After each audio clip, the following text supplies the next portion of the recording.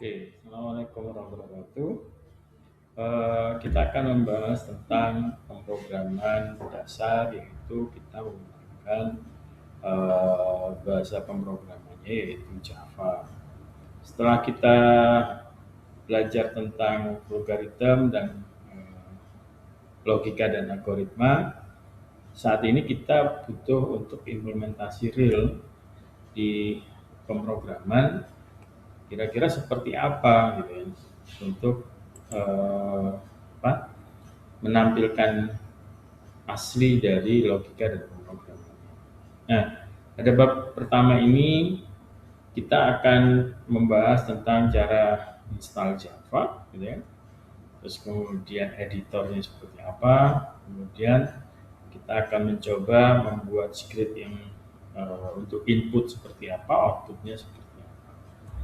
Nah, dari pembelajaran ini nanti harapan kita bisa mempelajari bagaimana caranya merunning dan debugging pemrograman Java, kemudian bagaimana memahami script dasar Java yaitu input dan outputnya. Nah, kemudian di sini Java punya slogan Reach One, Run Anywhere, atau disingkat dengan LoRa ya. Jadi dia menulisnya sekali, dia bisa berjalan di semua device. Ya. Terus kemudian karakteristik Java yang diikuti dengan bahasa-bahasa yang lain, gitu, yaitu satu, dia berbasis object oriented. Nah, object oriented ini akan memudahkan apa, programmer untuk membuat script yang bersifat ulang-ulang, ya berulang, gitu kan? Nah, kita tidak perlu mengetik ulang, tapi cukup menggunakan new object, ya. Terus kemudian platformnya independen, gitu kan? Jadi dia bebas, gitu kan? Mau di Windows, mau di Linux, mau di Mac, itu dia bisa berjalan dengan baik. Kemudian dia tidak seperti bahasa C yang dia eh, apa, langsung ke bisa mengakses hardware-nya, gitu kan. Dia levelnya lapisannya lebih ke atas. Nah, eh, di sini kompilasinya, gitu kan, berbeda dengan bahasa C dan Python. Java menggunakan hybrid ya. Jadi pendekatannya hybrid. Pertama kita mengerjakannya ekstensinya adalah Java, kemudian kita compile dia menjadi Java, kemudian kita running dia menjadi class. Ya. Terus kemudian untuk merunningnya itu kita harus install di sana yaitu Java Virtual Machine. Ya, jadi dia bisa running di Windows, Linux dan Mac. Ya. Jadi Java Virtual Machine itu seperti virtual box-nya untuk Java. Ya. Jadi dia bisa jalan di berbagai device. Oke, kemudian di sini kita butuh ada JDK, yaitu Java Development Kit. Kemudian ada untuk merunningnya hasilnya yaitu mengcompilernya, yaitu Java Runtime Environment ya. Terus kemudian kita bisanya melihat kalau kita sudah install itu Java itu terletak di, kalau kita lihat di sini ya, yaitu di C, itu di program file, lalu di sini ada Java. Nah, ini Javanya versi yang 25.02 ya. Kemudian kita juga harus setting supaya dia bisa jalan di ya, CMD atau konsolnya, yaitu environment ya. Kita setting di sini. Nah, di sini kita lihat patch-nya, lihat edit-nya. Di sini sudah ada mestinya untuk Java-nya ya. Di sini coba kalau misal kita lihat di lain, ini mestinya sudah ada ya untuk Java-nya. Java. Nah ini ya ada JDK-nya. Nah, ya. ini juga Java Oracle ya, ada common juga. Jadi dia bisa sudah ada Java-nya. Terus kemudian kalau sudah, kemudian editornya untuk membuat develop Java ini, kalau kita nanti belajarnya menggunakan NetBeans ya, kalian juga bisa menggunakan VS Code atau Sublime atau ini Intel IG DA atau Eclipse atau NetBeans. Saya menggunakan NetBeans walaupun terasa berat, gitu ya. Nah, kalau sudah, di sini ada bahasa pemrograman dasarnya. Jadi kalau misalnya di sini kalian buka NetBeans-nya, kemudian di sini ada nama Java aplikasi 1, gitu kan. Kemudian di sini ada Java aplikasi 1.java. Terus kemudian di sini konsepnya, di sini ada package-nya, ya. Di sini ada package-nya. Kemudian di sini ada nama kelasnya. Nah, nama kelasnya masih default, yaitu Java Application 1 ya. Terus kemudian di sini di dalam kelas Java ini ada void main ya. Jadi ini adalah script utamanya atau metode utamanya untuk merunning aplikasi Java. Nah, jika sudah, di sini kita membuat sistem .outPrintln, yaitu hello world. Ini akan, kalau kita merunningnya adalah di sini, maka akan muncul di sini adalah hello world. Ya, oke. Kalau sudah, kita akan memahami. Di sini tadi kita ada tulisan yaitu public class main. Public di sini adalah access modifier. Jadi dia bisa diakses, kalau dia statusnya public maka dia bisa diakses di ini antar kelas ya. Jadi kelas-kelas yang lain dia bisa diakses. Terus kemudian di sini ada kata kelas. Kelas ini adalah apa ya? Dia akan kelas itu terdiri elemen-elemennya di dalamnya itu ada methods, ada property. Jadi metode sama propertinya atau fungsinya, gitu kan, atau variabelnya itu akan dikumpulkan di dalam kelas, dan setiap kelas itu bisa diakses oleh kelas yang lain, gitu kan. Terus kemudian di sini ada public static void main, ya. Ini adalah metode utamanya, gitu kan. Jadi kalau nanti kita buat kelas baru di sini ada file yang lain, gitu kan, itu akan bergantung ke void main utamanya, siapa yang dia running pertama. Jadi public ini adalah cara memanggilnya. Terus kemudian static ini adalah dia menentukan menentukan mainnya. Kemudian void ini menandakan dia adalah metode yang tidak ada function, yaitu tidak ada returnnya. Terus kemudian ini main ini adalah metode utamanya. Terus kemudian ada string argumen, ini adalah argumen dari perintah dari metode utamanya. Nah, kemudian di sini ada sistem outPrintln, ini adalah hello world-nya, gitu kan? Ini perintah utamanya untuk menampilkan dalam program ini adalah hello world. Nah, itu lanjut, nanti kita akan bahas selanjutnya yaitu jadi yang kita pelajari di pertemuan ini adalah pertama, kita sudah bisa membuat outputan ya, hello world. Contoh lagi, misal saya akan membuat tulisan yaitu I am learning Java. Terus di sini saya bisa tinggal save, kemudian kita running, maka dia akan muncul hello world dan I am learning Java. Kemudian untuk di Java kita bisa memberi komen itu dengan cara yaitu seperti ini, // ini misal program pertama. Terus kemudian misal kita ingin lebih banyak isinya, kita bisa /bintang. ini program pertama. Oke, kemudian bagaimana caranya kalau di Java itu kita ingin ada inputan gitu. Nah, caranya ada dua cara. Pertama, kita membuatnya yaitu dengan import dulu, ya. Jadi kita import dulu di sini di kelasnya. Ini ada import java util ini ya. Terus ada scanner.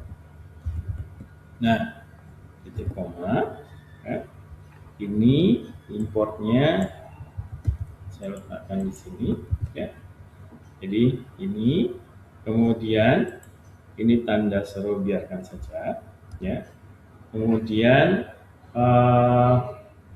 untuk deklarasi kita deklarasikan dulu di sini ya.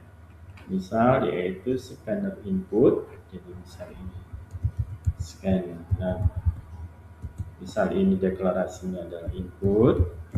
Apakah selain input boleh? Boleh. Misal X atau Y. Di sini sama dengan new. Ada scanner, ya. Terus kemudian di sini ada system .in, ya. Seperti ini. Oke. Nah, kemudian jika sudah, ini ada perintah pertama. Misal di sini masukkan nama Anda, ya. Misal di sini masukkan nama Anda. Nah, kemudian di sini ada perintah untuk mendapatkan isinya, ya. Ini saya hapus, yaitu nama input next line. Ini untuk inputan tipenya adalah untuk string. Kemudian jika kita mau menginputkan number, misal diminta untuk menginputkan usia, ya, usia. Kemudian di sini ada next input, ya. Jadi tipenya adalah integer, usia, input, next integer. Kalau next line itu string. Kemudian untuk menampilkannya, ya, kita ini misal print ya, supaya dia turun ke bawah. Kemudian untuk menampilkan hasilnya yaitu seperti ini. Jadi ada sistem out.println, misal di sini hello, ya. Misal ini hello, namanya adalah hello, nama, usia. Oke, saya coba sederhanakan, ya. Usianya berapa? Terus ini saya coba sederhanakan juga. Tahu ya. Nah. Oke. Nah, jika sudah, coba kita running, gitu kan? Maka di sini akan masukkan nama Anda. Misal di sini Agus, enter. Masukkan usianya 46, enter. Maka akan masuk hello Agus, usianya 46. Ya. Jadi kalau untuk inputan kita menggunakan import Java util-nya ini, ya, kita menggunakan scanner, kita deklarasikan dulu. Kemudian di sini deklarasinya misal input, ini boleh selain input sama dengan new scanner system in, ya. Terus kemudian di sini kita munculkan perintahnya, misal masukkan nama Anda, kemudian di sini variabel untuk inputannya bisa teks atau integer. Untuk yang lain bisa menggunakan next double, berarti inputannya adalah angka desimal. Terus kemudian kalau cuman satu kata saja, misal namanya Agus gitu, misal kalau namanya panjang Agus Dwi gitu, berarti dia menggunakan next. Kalau cuma satu kata saja itu bisa menggunakan next, ya. Nah, Selanjutnya kita akan coba menggunakan perintah. Oke. Kemudian kalau kita tidak menggunakan scanner tapi kita menggunakan buffer, itu kita import dulu ya. Jadi ini import dulu. Kita ketikkan dulu di sini adalah import Java IO buffer ya, readernya ini. Kemudian di sini ada IO lagi input stream readernya ya. Ini.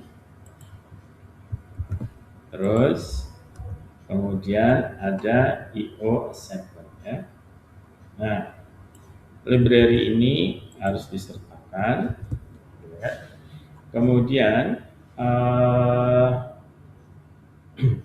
di sini kita perlu tambahkan IO acceptance ya. Jadi sedikit tambahan gitu kan.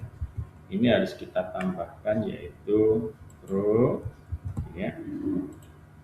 Ya, jadi ada throw exception. Kemudian di sini ada kurung awalnya, ini juga ada kurung awalnya. Oke. Kemudian di sini kita deklarasikan ya buffer readingnya ini seperti ini. Nah, di sini ada buffer readernya. Ini boleh reader, boleh lain, misal X dan Y bebas. Kemudian di sini ada perintahnya, gitu kan? Misal di sini masukkan pekerjaannya, nama pekerjaannya, misal. Kemudian di sini akan disimpan sama kayak scan tadi, gitu ya. Di sini, jadi ini perintahnya, yaitu read line, ya, read line. Kemudian hasilnya kita munculkan di sini. Nah, ini ya. Nah, ini. Nah, ini kalau kita running, kita simpan dulu. Kita running, ya. Masukkan nama pekerjaannya, misal di sini adalah dosen, maka akan muncul pekerjaan Anda adalah dosen. Jadi, saya ulang lagi, kita harus import, ya. Jadi kita harus import dulu. Ini adalah buffer reading. Ini untuk membaca data sementara. Kemudian untuk input ini adalah mengubah byte dari keyboardnya tadi itu menjadi teks, itu menggunakan ASCII. Terus kemudian di sini ada IO acceptance ini jika ada kegagalan proses IO-nya. Ya. Kemudian untuk pembacaannya, jadi read line ini, gitu kan, itu tipenya adalah string, gitu kan, dan untuk number tetap, gitu kan, kita bisa menggunakan read line ini, ya. Jadi misal coba kita tambahkan satu lagi, gitu ya. Misal di sini ada umur, ya, saya coba ini ada umur kayak tadi. Umur, kemudian di sini umur Anda, ya, di sini ada umur. Nah, umur di sini kita coba ini kita jadikan adalah integer. Nah, kemudian di sini kita butuh konversi, ya. Jadi ini integer,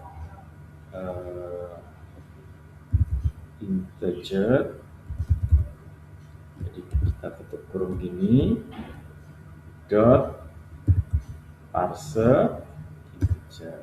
Jadi ini untuk mengkonversinya. Nah, kemudian di sini ada umur, kita coba jalankan ya. Ini, maka di sini pekerjaannya adalah dosen. Terus ini masukkan pekerjaan, terus perintahnya. Sebentar, ada yang salah ya. Kita coba misalnya 20. Masukkan 20. Ini perintahnya pekerjaan, ada perintah yang kurang ya di sini. Masukkan umur. Ya. Jadi masukkan umur. Gini ya. Nah, supaya pas gitu. Ini kita running ya. Ini kita jalankan. Masukkan pekerjaannya adalah dosen, kemudian umurnya bisa 46. Nah, umur Anda adalah 46. Oke, itu perbedaannya. Jadi kalian bisa menggunakan bebas mau scanner atau mau barcode.